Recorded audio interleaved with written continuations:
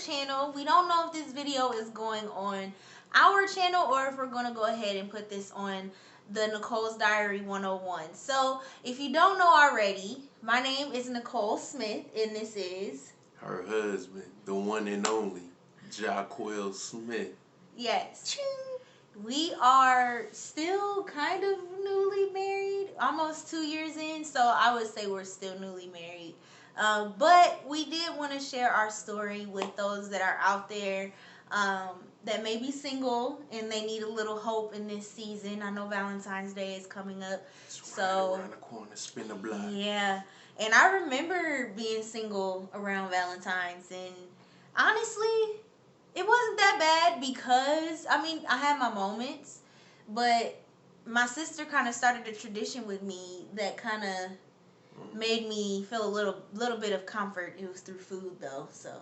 She used to cook me crab legs. Oh, that's where it came from. Yeah. All right, so we're gonna go ahead and get into our story. Yeah. Yeah. So it's not a lot to it. It's just, honestly, that's why we go by Smiths by Faith, because literally every phase of our relationship, even our friendship, was just like faith based, and I know it was nothing but God that established what we have.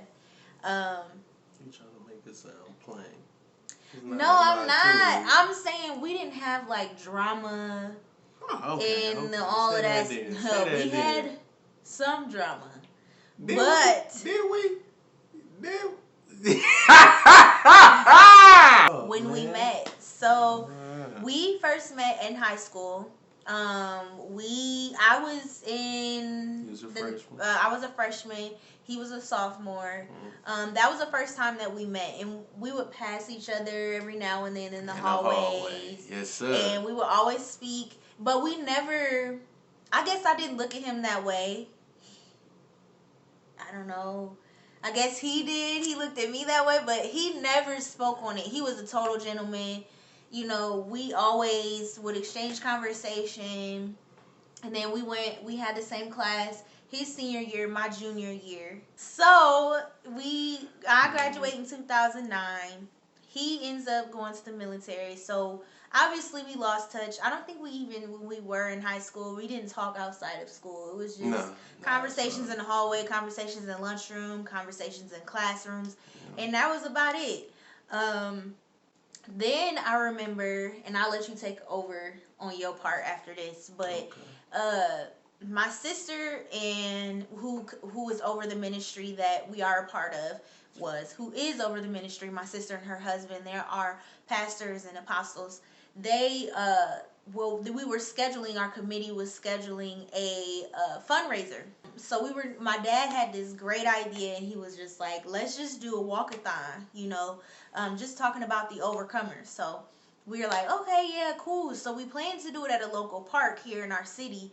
But then we were like, we don't know if the weather is going to, permit us to really do this, if it's, going to be beneficial, because if it starts raining, what we going to do?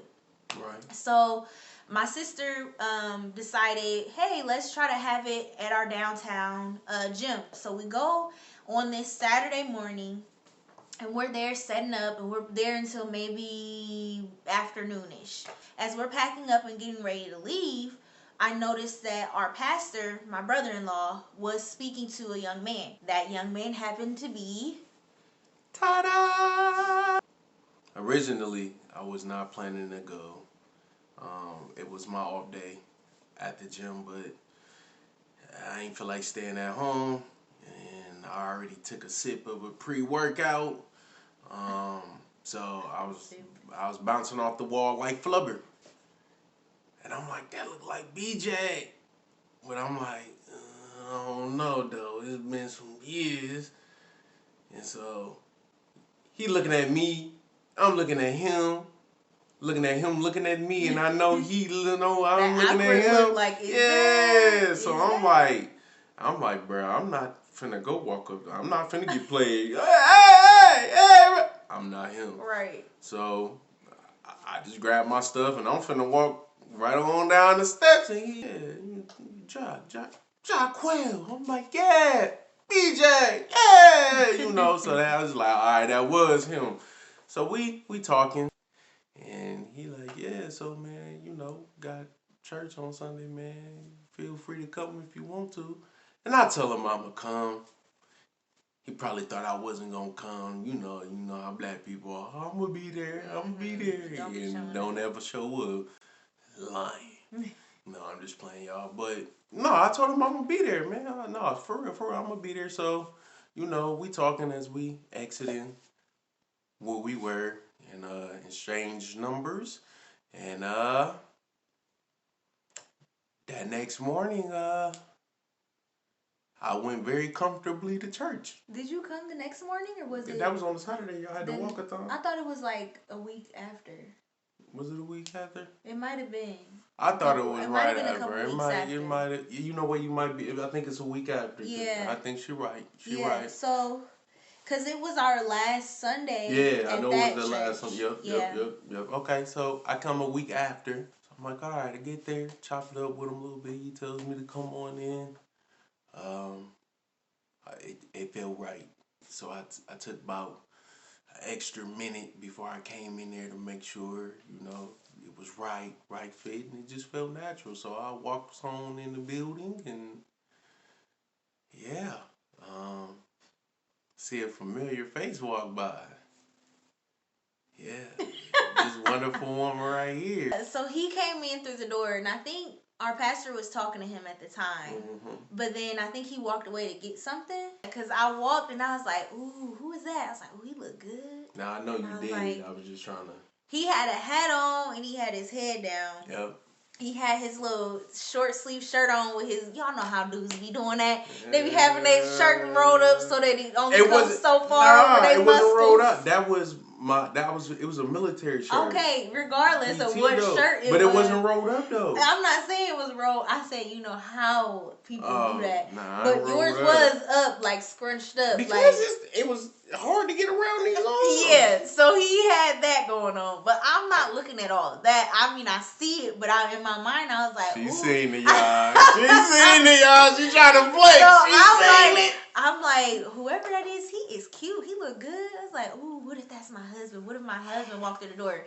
And immediately, I cast down those thoughts. And I was like, we are not about to be that single church girl that sees a man that looks good and immediately you that's my man, that's my husband, that's my future. No, I was like, no, I'm not doing that. That's not gonna be me. But I know now that it was God at that time because I knew where I was, and I had been single for 3 years at that point.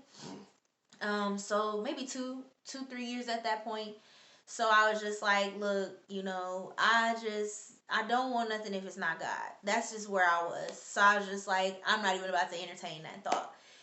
And so then when I realized it was you, I was like, oh, I know who that is. I was like, hey, Jack. And you was like, Nicole? But your smile was like, I knew that was you. Yeah. But I didn't want to say anything. So I just was like, hey, you give him the little church hug and stuff. Yeah. And, I had a quick conversation and I moved on. Because I knew at that point, our pastor was prepping you for service. So I was like, I got to stay mentally because I'm about to lead worship. So, whatever. So that was that. That was in 2016. Yeah. And then he literally came that day and he stuck with our ministry ever since. So, and it wasn't like we started talking like that. We would see each other at church. We didn't talk outside of church like that at all. That probably went on for a whole year, but we were cool, we talked all the time at church and everything. He was goofy. He always is goofy, always been goofy. He never was disrespectful. He never distracted me from ministry, never tried to. He never, in my mindset, he never, what's the word I'm looking for?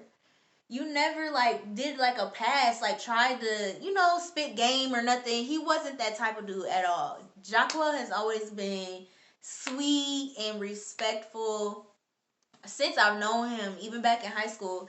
He's always been a gentleman. That's the best way to put it. He's always been a gentleman. And so I looked at it like, this is, I mean, it's kind of like high school again. Like, this is bro, you know? But then in 2017, that's when I started noticing he was coming to, like, you know, different ministry stuff. But then at the same time, that's when we started working with the youth together. Yeah. Our pastor put it out there that everybody should exchange numbers. And so he was like, we all are in ministry together, you know. It's good that we have each other's numbers where we can pray for each other, you know, be there for each other. And we was like, yeah. We start working together with the youth. And so we would have meetings, maybe twice a week. Twice a week, yeah.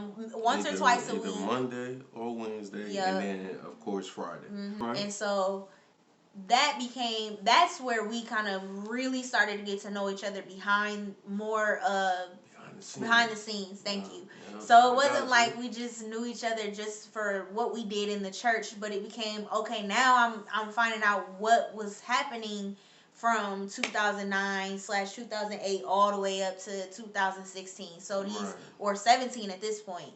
So all these years, it's like, okay, what's been going on in your life? What's been going on in your life? So, you know, we're exchanging stories, talking about, you know, some of the hurtful things we've been through relationship-wise and where we've grown and the things that we desire. And at this point is when he starts telling me, God, you know, he's been praying about, you know, who he should marry, and he has a list, and he showed me the list and all of this. So we both kind of had our list.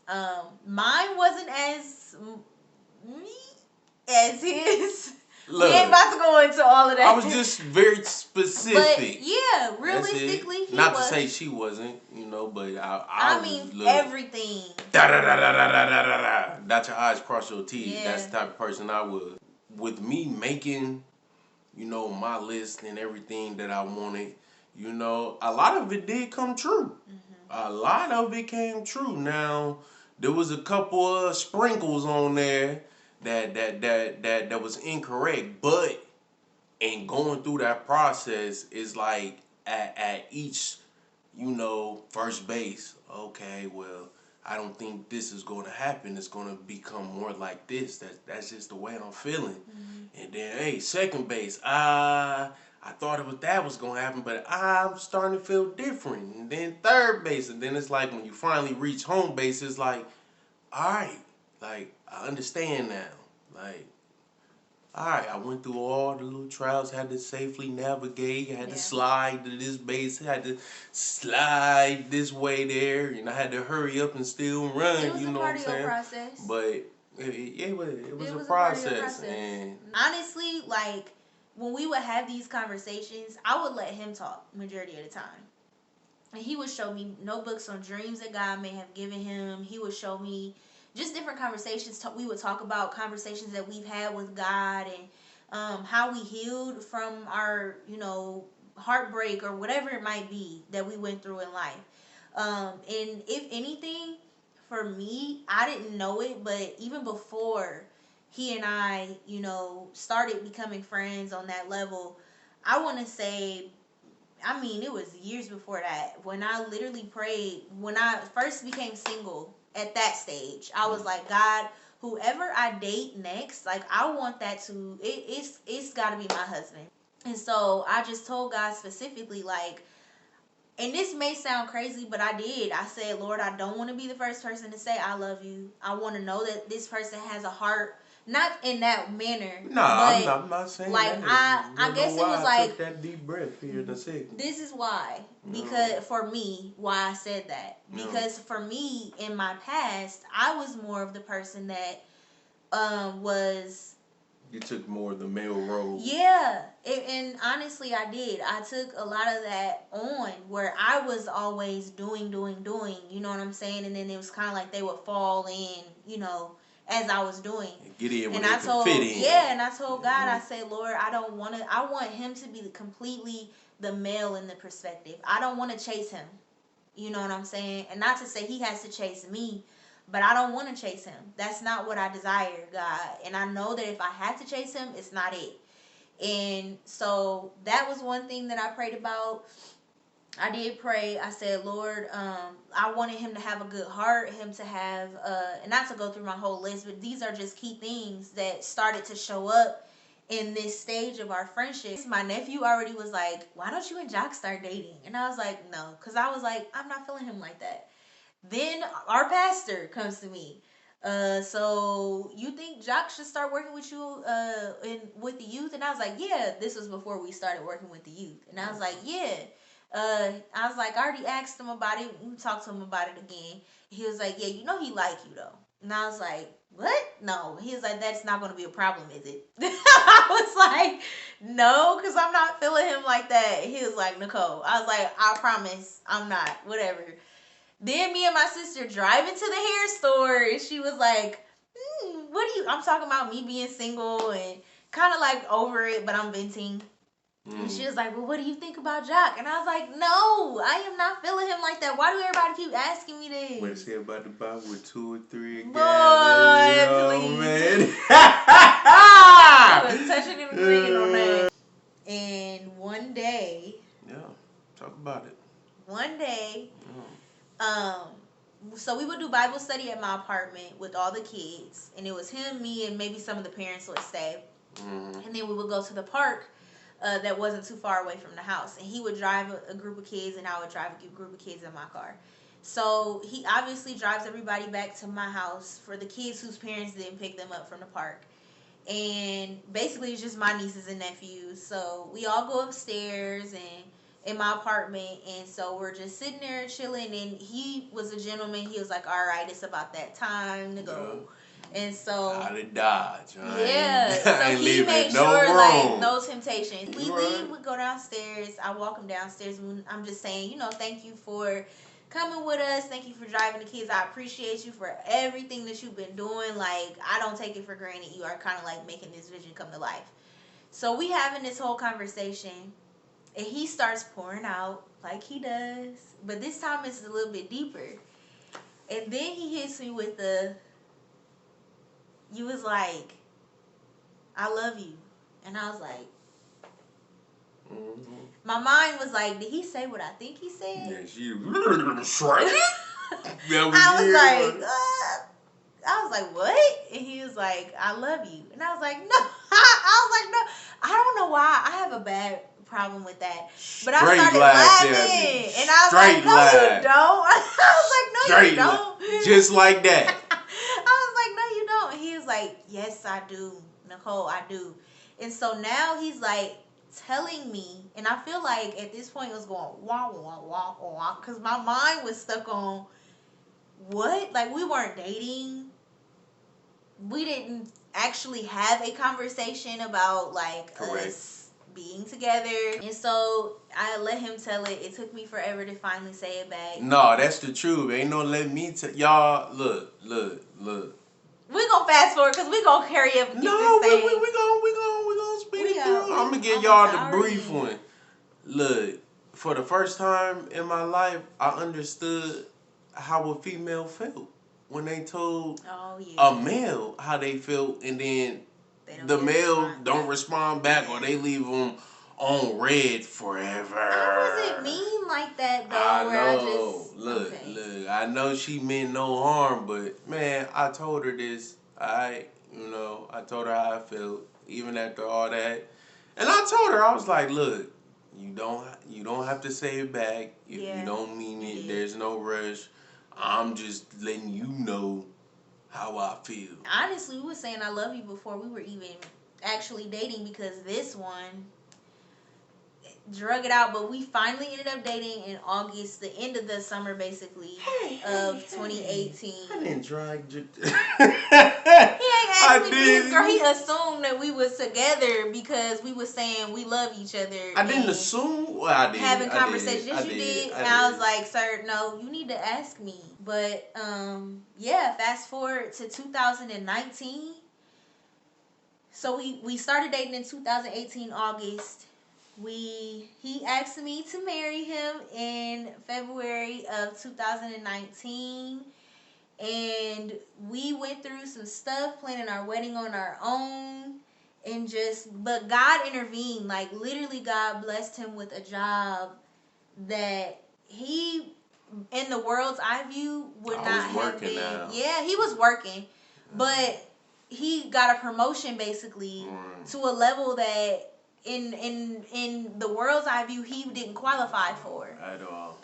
At all. And that's how we paid for a lot of the stuff from our wedding. We had a beautiful wedding. We went on a honeymoon for 5 days in the Bahamas. That was my first time out of the country, and it was beautiful.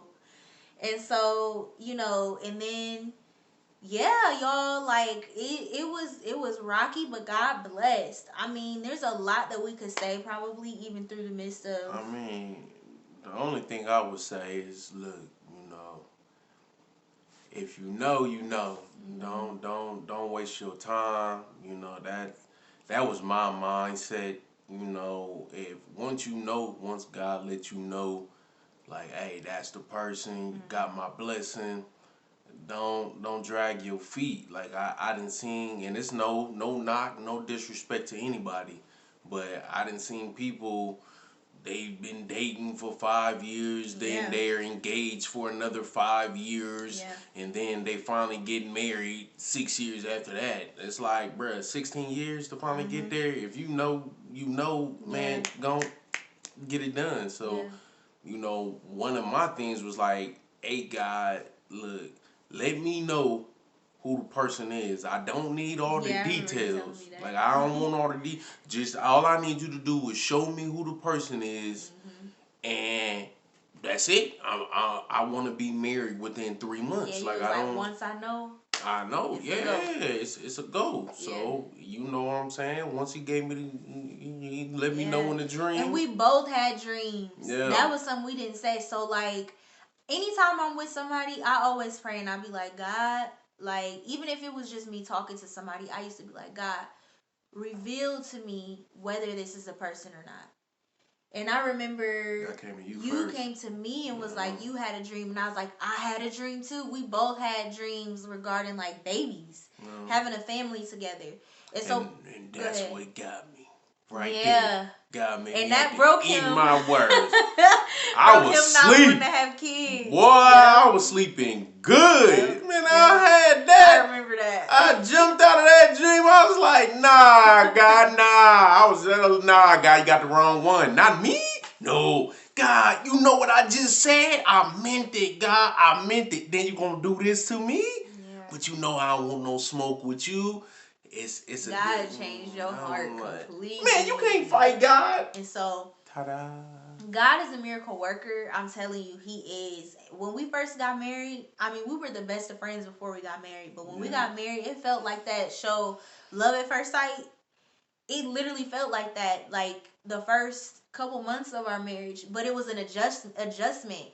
And as much as, sometimes people get married and they think that, it's gonna be rainbows. Yeah, or they think that things are gonna change for the better. Yeah. It's like whatever you didn't deal with, you gonna deal with it when you get married. Because it wasn't even a thing about him. It was more so what I learned about myself and things that it's like a mirror literally turned on me. Yeah. Like, girl, this ain't right. And yeah, you thought you was good. Yeah, you think you healed because you've been single all these years. You only had to deal with yourself. Right. But when you got somebody that you're living with and in communication with every single day, and that's blunt about things, I am too though. We both are when it comes to stuff. We not mean blunt, but if it's something that's like, baby, come on now, we'll tell each other. So I don't know. I love what God is doing. I love the growth. When he first came to our church, it was prophesied to him that God was going to accelerate things in his life. And so understanding that when we did get married, he used to tell me that all the time, that we together, when we were just talking and we would talk about marriage and stuff before we was even really dating. Yeah. And he'd be like, God told me he was going to accelerate things. That means he going to accelerate things with you. And he used to tell me, like, even that day that he told me he loved me, I don't know if you remember this, but you was like, you going to be my wife. Yeah. And I was like, so you were prophesying into, what we have now. Yeah, bro. So, like I said, God is it pays to have a man that has a vision. God is unbeatable. If you don't have no vision, you're not gonna make it. Not just his own vision, but God's vision. And I add on to that, it also pays to have someone who doesn't try to fight against division. Yeah, to submit. You Yeah. know, hey, keep fighting the good fight.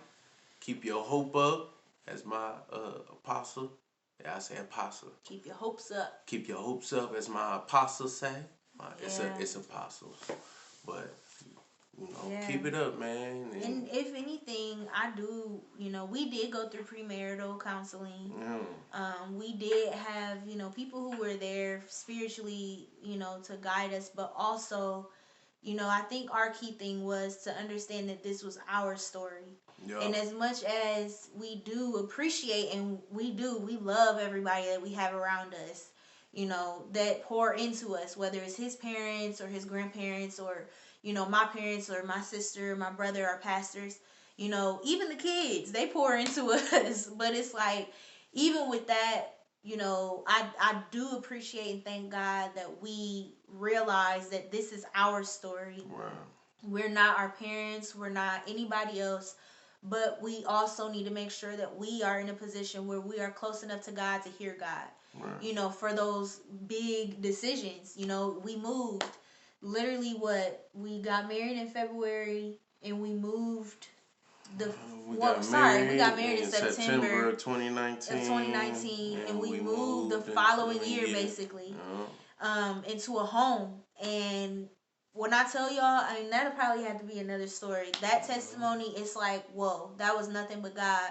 But it pays to have God be the core of your marriage. And I know that people will look at us and be like, y'all only a little over a year in, you know. But at the same time, it's like, this wouldn't even be without God. It's not like we just happen to find each other or nothing like that. But he literally walked through the church doors. I wasn't going out there looking for nobody, and I used to say that all the time. I'm not looking for no man.